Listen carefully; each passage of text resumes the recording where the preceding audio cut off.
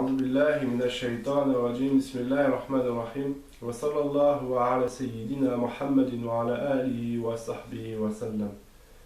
Dans cette vidéo, Inch'Allah, je vais commencer une série sur la zakat en islam.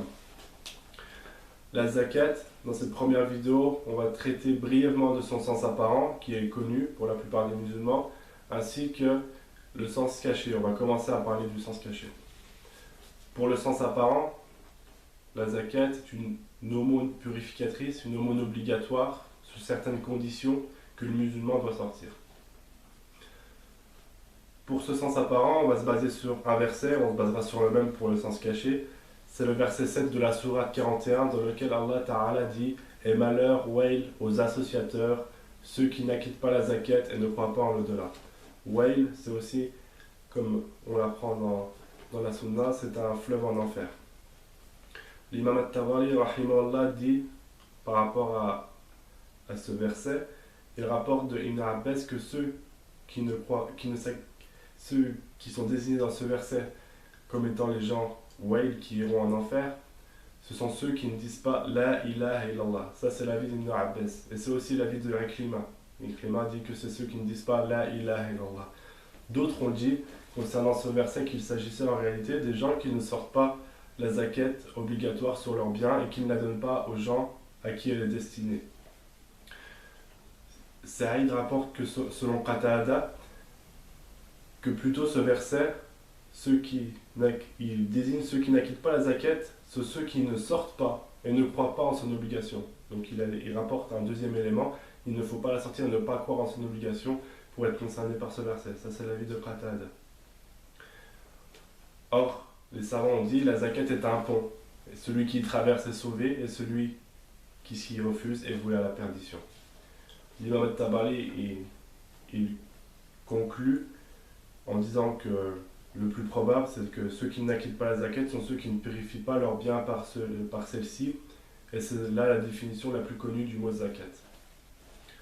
Donc pour conclure dans le sens apparent, nous on va dire que effectivement le musulman, quand il prononce la shahada, quand il dit qu'il n'y a de divinité que Dieu, que Sayyidina Muhammad sallallahu alayhi wa sallam est son envoyé, il rentre en islam, il applique les 5 piliers et alors il n'est plus concerné par le shirk qui touche les associateurs. Il n'est donc plus concerné par al-wail, ce fleuve en enfer. Et cette explication, c'est celle qui est retrouvée dans les tafsirs du Coran, comme le tafsir de l'imam al-Zajjaj, de l'imam al-Tabari, de Ibn Kathir et d'autres. Concernant le sens caché, toujours par rapport au même verset, le cheikh Abu Muhammad al-Barawi, rahimahullah, dit que ceux qui n'acquittent pas la zakat, selon Ibn Abbas, ce sont ceux qui ne prononcent pas la parole la ilaha illallah, nul Dieu que Dieu, qui est la zakat, purification des âmes. Et le sens de cela est qu'ils ne purifient pas leurs âmes de l'association shirk, le shirk, au tawhid, qui est l'unicité d'Allah. Le cheikh Abu Hayyan al-Andalusi rahimahullah rapporte dans son tafsir toujours à ce sujet. Ibn Atiyah a dit qu'il s'agit de la zakat, purification du corps et du cœur. Il a dit plutôt du cœur et du corps, c'est-à-dire la purification du shirk et des péchés. Et c'est là également ce que dirent Mujahid et Ar-Rabi'. La justification de sens caché, bien qu'un verset du Coran, il a un sens apparent et il a un sens caché, la justification de sens caché, donc le cheikh Abu Hayyan al-Andalusi commence en disant que « Et malheur, wail aux associateurs, ceux qui n'acquittent pas la zakat et ne croient pas en l'au-delà. » La zakat, selon Ibn Abbas, c'est la parole la ilaha illallah, et c'est en ce sens aussi que Sidna Moussa alayhi salam s'est adressé à Pharaon en disant « Voudrais-tu te purifier » Tazakka. Il utilisait, Sidna Moussa alayhi salam, Tazakka. L'interprétation faite par Ibn Abbas que cette parole, cette zakat-là n'est pas la zakat sur les biens, la justification de cette interprétation, c'est le fait que ce verset a été révélé à la Mecque, alors que l'obligation de la zakat n'est arrivée qu'à Médine. Ibn Atiyah a dit il s'agit de la zakat, purification du corps et du cœur, c'est-à-dire la purification du shirk et des péchés. Voilà ce qu'est cette zakat, comme on l'a dit tout à l'heure. C'est une purification intérieur et extérieur qui n'a pas à voir avec la zakat sur les biens. Et ça, c'est le sens caché. Dans le sens batini, c'est-à-dire le sens profond, on considère que toute personne qui prononce la shahada, celui-là, il s'acquitte aussi des 5 piliers de l'islam. Lui, il n'est plus touché par le shirk. S'il a la foi en cette parole, s'il sait ce qu'elle veut dire, il n'est plus touché par le shirk, la grande association, mais il sera touché par le shirk caché. Donc il ne faut pas dire, comme certains disent, que le musulman peut tomber dans le grand shirk, ou que le musulman, il faut apprendre tel ou tel livre, ou suivre tel ou tel courant pour être purifié du grand shirk et sortir de cet état-là. Non, c'est pas ça qu'on dit. Ce qu'on dit, c'est que le shirk caché touche chaque musulman. C'est une association, c'est, on va dire, les défauts du cœur. Cette purification zakat se perd, comme l'a dit Sayyidina Ibn Abbas radiyallahu anhu, avec le dhikr de La ilaha illallah. Mais qu'est-ce que La ilaha illallah? On va donc rapporter quelques paroles des awliya sur La ilaha illallah. La ilaha illallah, déjà, c'est une parole qui a 12 lettres. 12 lettres qui sont le alif, le lam et le ha, répétés différentes fois. Le chiffre 12 chez les soufis donc, est connu pour être le nombre de lettres de La ilaha illallah. Il se trouve que le nombre 12 revient beaucoup. Il revient chez Sayyidina Muhammad sallallahu alayhi wa sallam, qui a eu au total 12 épouses.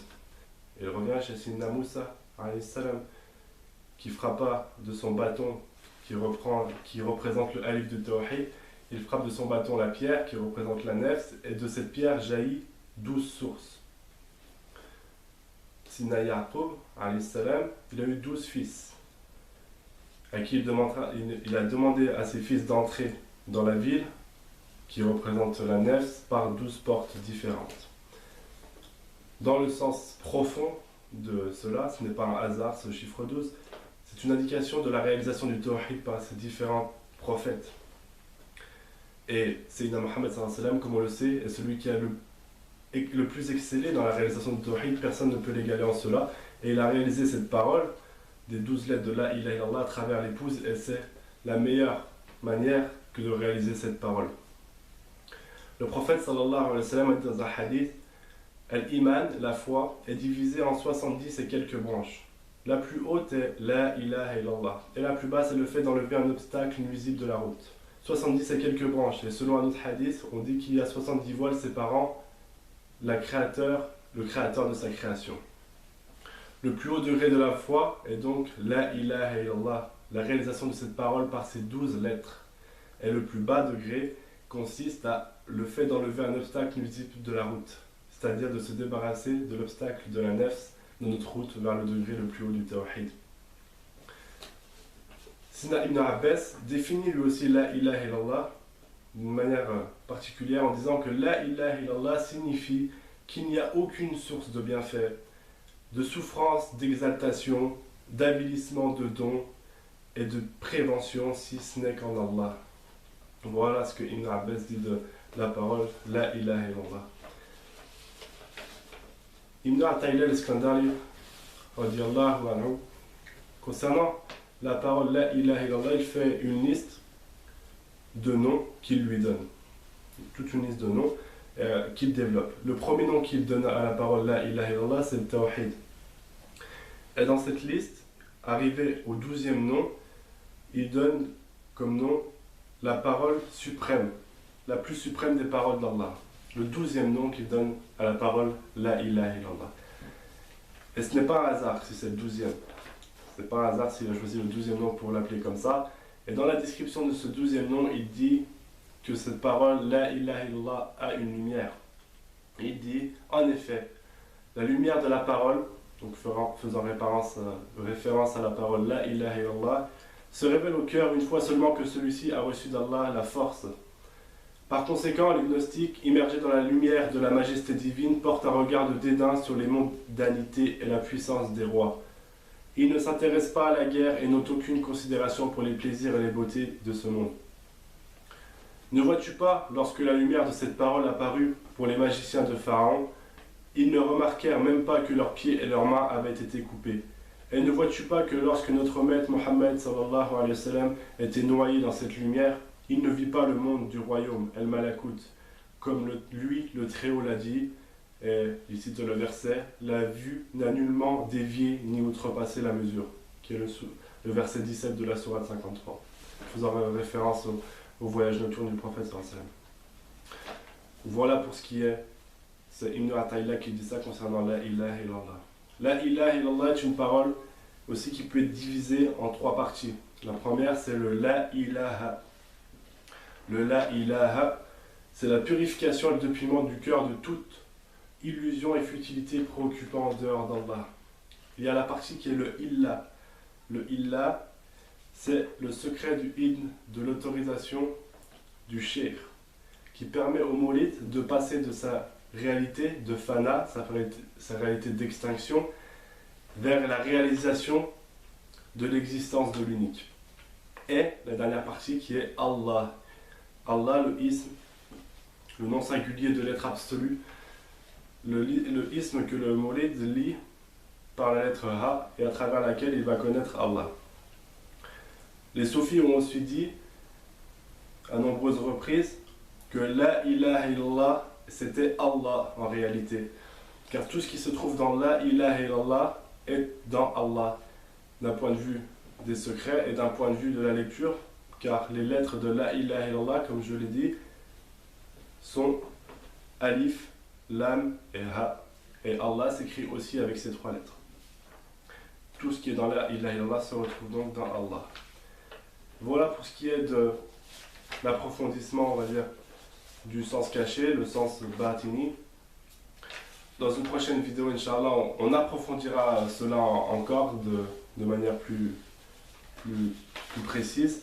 Et Inch'Allah, on parlera aussi de l'obligation, de l'importance de cette purification, des remèdes et de la manière dans laquelle on va arriver à cette purification. Allah a pris sur le dernier des messagers, c'est Mohammed sallallahu alayhi wa sallam. Allah Azza wa Jal préserve notre cher bien-aimé, l'héritier prophétique. سبحان ربك رب العزة عما يصفون وسلام على المرسلين والحمد لله رب العالمين